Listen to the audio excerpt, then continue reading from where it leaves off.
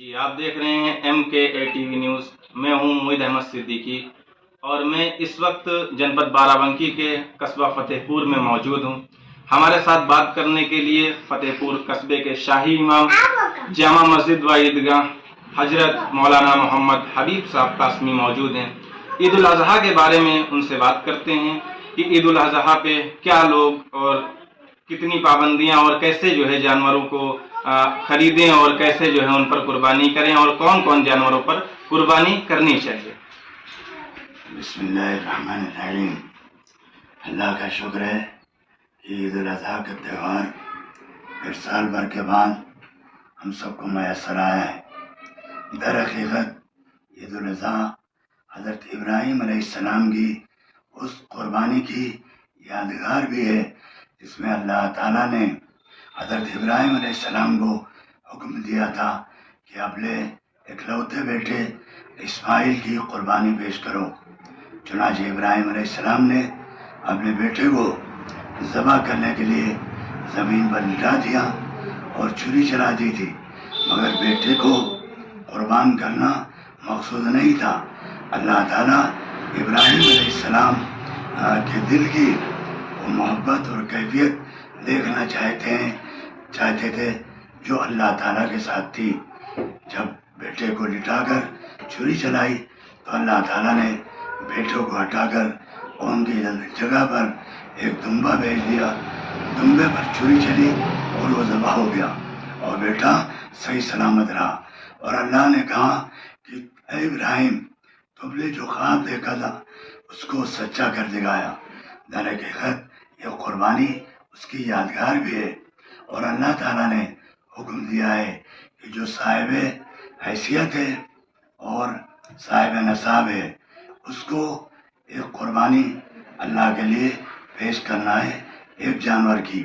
اگر چھوٹا جانور ہے بکرا تو ایک آدمی کی طرف سے ایک، اور اگر بڑا جانور ہے بھینسا ہے مان لیجیے تو اس پر 7 آدمیوں کی قربانی ہو جاتی ہے.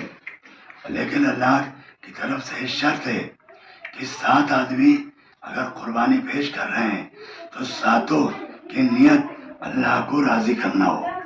اگر ایک آدمی کی بھی نیت یہ ہو کہ ہم کو گوشت کی ضرورت ہے، گوشت کھانے کے لیے ہم کر رہے ہیں، تو 7 آدمی کی قربانی نہیں قبول ہوگی. اس لیے خالص اللہ کے لیے 7 آدمیوں کی نیت ضروری ہے. اس کے بعد حالات کے اعتبار سے جہاں جیسی پابندی ہو اس کی حکومت کی طرف سے اس کا لحاظ کرنا چاہیے. جن جانوروں پر پابندی ہے ان کی قربانی ہرگز نہیں کرنا چاہیے، اور جن جانوروں کی اجازت ہے، بھینسا ہے ان کی قربانی کرنا ہے، بکرا ہے ان کی قربانی کرنا ہے، تو آپ انہیں کی کریں. اور ساتھ میں جب قربانی کریں تو ان کی علائش جو بچتی ہے، بچا ہوا گندگی جو ہوتی ہے جانوروں کی، وہ جیسے نگر پنچایت کی طرف سے انتظام ہوتا ہے، گاڑیاں ہوتی ہیں وہ اس کو لے جا کر دفن کر دیتی ہیں، تو انہیں گاڑیوں میں ڈالیں، ادھر ادھر نالیوں میں نہ ڈالیں. اسی طرح سے قربانی ہم اللہ کے لیے کرتے ہیں، کسی کو لوگوں میں سے دکھانے کے لیے نہیں کرتے ہیں.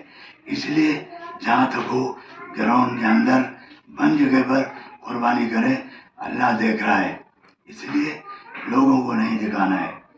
ایک بات اور بھی ہے کہ اس موقع پر قربانی کی ویڈیوگرافی نہیں کرنا چاہیے، خاص طور پر کر کے اس کو وائرل نہیں کرنا چاہیے.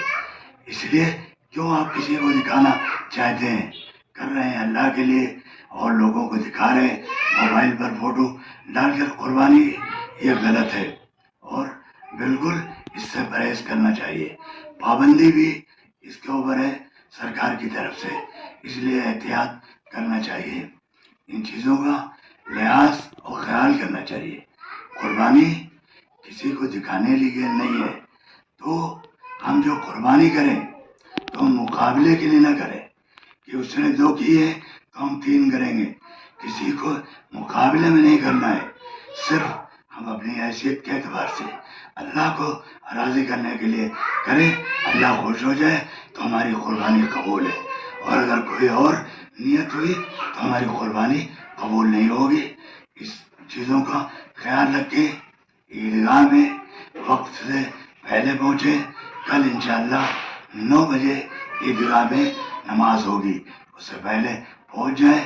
ضروری مسائل وہاں بھی انشاءاللہ سامنے آئیں گے، وہ سنیں اور کوشش کریں آپس میں میل محبت کے ساتھ امن قائم رہے، کوئی ایسی بات نہ ہونے پائے ہمارے ذریعے سے کہ جس سے امن میں خلل بڑھے، اس کا لحاظ رکھتے ہیں۔ وآخر دعوانا ان الحمدللہ رب العالمین۔ قربانی کراتے ہیں وہ لوگ کس چیز کا خاص خیال رکھیں، کس چیز کا اہتمام کریں؟ میں نے چند چیزوں کے بارے میں بتایا، جیسے قربانی کریں تو بند جگہ پر کریں، کھلے میدان میں نہ کریں، یا گراؤنڈ اس کے اندر کریں، اور قربانی کے جانور کا کوئی حصہ ہڈی ہو یا اس کی آلائش ہو اس کو ادھر ادھر نہ ڈالیں، نہ نالیوں میں ڈالیں، نہ تالاب میں ڈالیں، اس کو دفن کریں یا نگر پنچایت کی گاڑی میں ڈال دیں تاکہ اٹھا کر وہ لے جائیں اور دفن کر دیں، تاکہ ماحول کہیں بگڑنے نہ پائے۔ جی، جانوروں کے بارے میں بھی لوگوں کو جو ہے کنفیوژن ہے، کچھ لوگ جیسے بڑا جانور ہوتا ہے تو وہ کتنے سالوں سے مطلب کم نہیں ہونا چاہیے، چھوٹا جانور ہے وہ کتنے سال سے کم نہیں ہونا چاہیے؟ صحیح بات آپ نے پوچھی ہے۔ جو بڑا جانور ہے بھینس بھینسا تو 2 سال سے کم نہیں ہونا چاہیے، اور بکرا یہ 1 سال سے کم نہیں ہونا چاہیے۔ اگر خریدا جا رہا ہے، گھر کا ہے تو معلوم ہے، یا جس آدمی کا وہ جانور ہے، بکرا ہے یا بڑا جانور ہے، اور وہ بتاتا ہے کہ ہمارا یہ جانور سال بھر میں 2 دن 3 دن کم ہے، تو اس کی قربانی جائز نہیں ہے، پورے دن کا ہونا چاہیے۔ سال بھر کا 1 دن بھی کم ہے تو قربانی نہیں ہوگی۔ چھوٹا جانور بکرا 1 سال کا پورا، اور بھینس بھینسا یہ 2 سال کے پورے ہونا چاہیے، کم نہیں ہونا چاہیے۔ اگر بازار سے خریدا گیا ہے اور یہ نہیں معلوم ہے کہ یہ پورے سال کا ہے یا کچھ کم ہے، تو ایسا ہونا چاہیے کہ سال بھر کے اور 2 سال والے جانوروں کے بیچ میں چھوڑ دیا جائے، تو یہ لگے بڑا جانور کہ 2 سال والوں جیسا ہے، اور چھوٹا جانور چھوڑا جائے تو 1 سال جیسا لگے، تو اس کی قربانی درست ہے۔ اور جہاں یقینی معلوم ہو تو وہاں 1 سال، اور ادھر بڑے جانور میں 2 سال ہونا ضروری ہے۔ دیش دینا چاہیں گے؟ عوام کی یہی بات ہے، عوام کے لیے نمبر 1 پر تو اگر آپ عید الاضحیٰ کی نماز پڑھنے جا رہے ہیں تو کیوں جا رہے ہیں؟ اللہ کا حکم ہے اسی لیے جا رہے ہیں۔ قربانی کیوں کر رہے ہیں؟ اللہ کا حکم ہے اس لیے کر رہے ہیں۔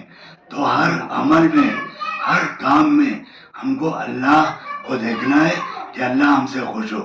اگر کوئی کام ہم ایسا کریں کہ جس سے ہمارا مالک اور اللہ ناراض ہو، تو ہم اس چیز کو پسند نہیں کرتی، نہ ہم کرتے نہ شریعت کرتی۔